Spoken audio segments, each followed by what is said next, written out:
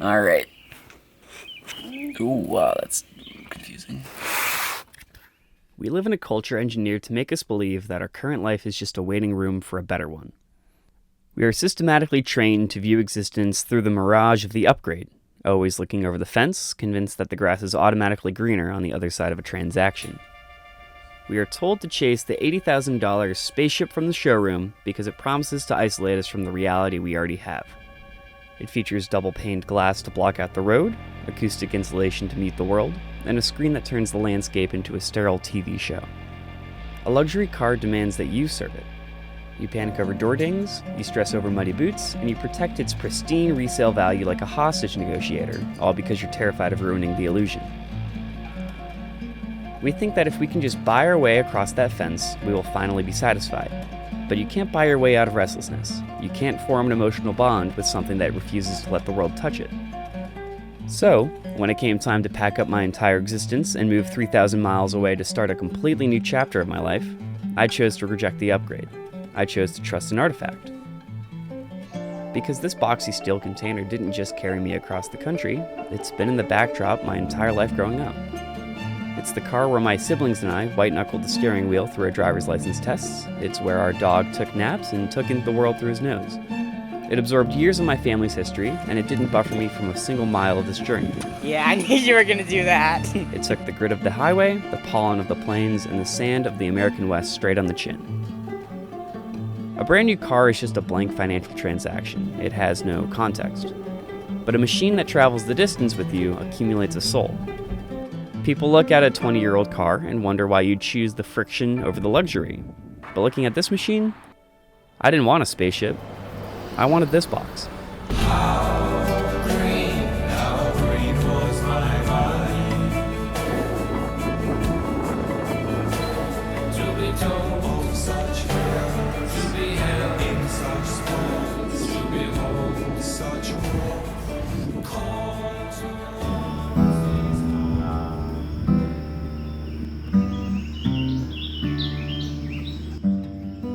If you look closely at how the second-generation CR-V is built, you realize it's a masterclass in an endangered philosophy, designed from the inside out. I realize I should probably introduce you to the setup before it gets too messy. Modern luxury SUVs are built entirely to participate in the comparison game. They're covered in aggressive lines and artificial chrome trim, designed to make you look successful to the stranger sitting next to you at a red light. They prioritize outward status over inward sanity. But the 2006 Honda CR-V was completely self-contained. It didn't care about impressing the neighbors. The designers gave you massive vertical windows because they assumed you were satisfied with the world you were actually driving through, rather than trying to hide it behind tinted glass. They pushed the shifter up onto the dashboard to clear up floor space so you could toss a backpack, a camera bag, or muddy trail boots right between the front seats. They didn't center the design around a glossy, expensive console that would look outdated in 3 years. They even put a literal plastic picnic table under the trunk mat. Think about that choice. The designers assumed that whatever destination you arrived at, even if it was a random, dusty pull-off on the side of a highway, was a perfectly fine place to stop, unpack, and be satisfied with the life you have. It's an architecture of contentment. It doesn't demand that you look wealthy, it just assumes that right where you are is already enough. It's maybe the nicest campsite I've ever stayed at. Now, I am completely vulnerable to consumerism. I love new stuff. I get caught up in spec sheets, tech reviews, and the dopamine of unboxing something just as much as anyone else. I buy new things, and I more frequently than I'd like to admit, get sucked into the illusion that the next upgrade is the thing that will finally unlock my true creativity. But I've also noticed a pattern. A modern smartphone is amazing, but it's also the ultimate pipeline for discontentment. It does everything, which means it serves as a digital fence we're constantly looking over. It floods your brain with notifications, emails, and social media algorithms meticulously designed to show you everyone else's seemingly greener grass, forcing you to compare your real, unedited life against a curated highlight reel, a literal engine of comparison. But an MP3 player, or a DSi, these are honest tools. They do one thing, and they do it without an agenda.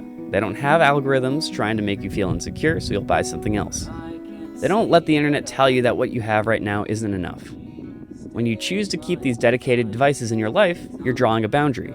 You're choosing a tool that keeps you present. And that's one of the main reasons why I really wanted to keep this car. A brand new luxury vehicle is essentially just a giant smartphone on wheels, a rolling comparison engine. It data mines your commute, beams over-the-air updates to remind you of what features you don't have, and buries basic controls inside digital menus. It wants to trap you in a cycle of constant optimization. The CR-V doesn't care about the cloud. When you turn the volume knob, the music gets louder. When you pull a physical cable, the gas tank opens.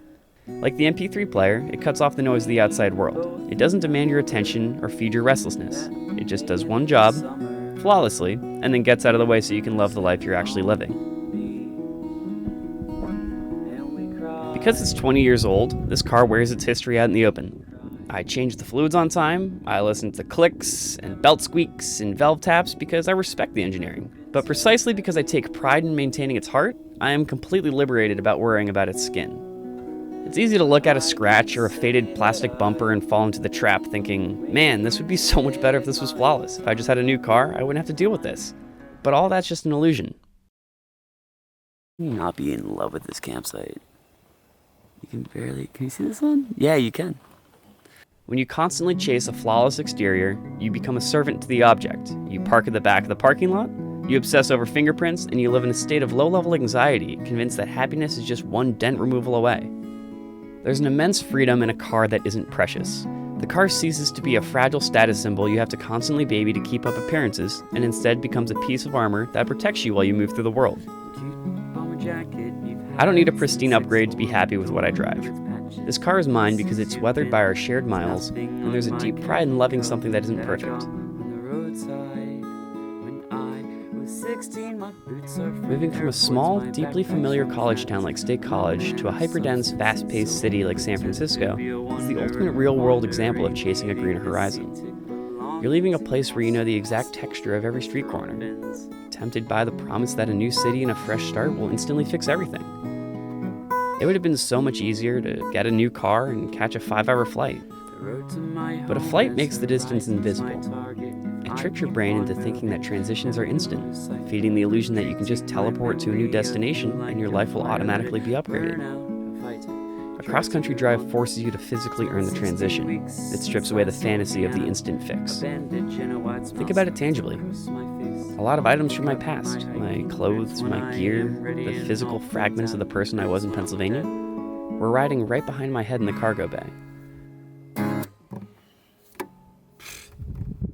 Damn, bro.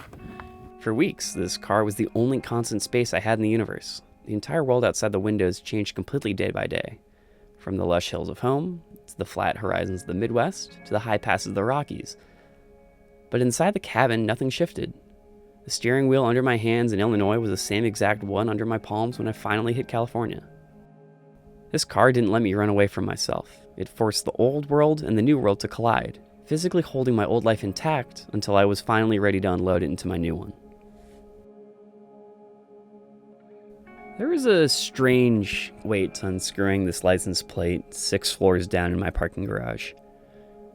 That piece of metal from Pennsylvania carries a lot of memories, and it was put on when I was just a kid. Putting the California plate on doesn't erase that history. It anchors it to a new horizon.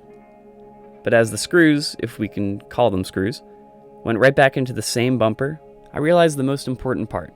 You can change your address, your zip code, and your entire geography. You can chase the greenest grass on the map. But if you don't bring contentment with you inside the cabin, you'll get to the other side of the continent, look out the window of your new life, and just start searching for the next fence to look over.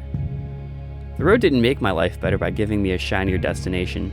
It reminded me that the vehicle I started with was already more than enough.